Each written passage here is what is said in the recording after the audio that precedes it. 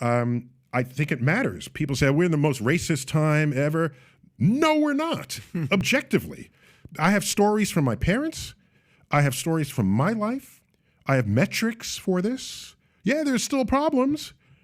But you know how to measure this? Here's how you do it. Let's say you're on the gender spectrum, or you're a person of color, or you're a woman, and you have a time machine. And someone says, and I talk about this in the book, I say, here's a time machine. You can have access to any time in the history of civilization. Where would you go? And choose a time where you'll be better off than you are today. There is no time. You're going nowhere. You're going nowhere. Send me to the future.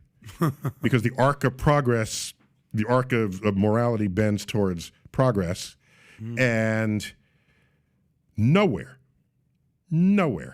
at all. If you're gay, you can say, well, let me go back. Clinton was a good president.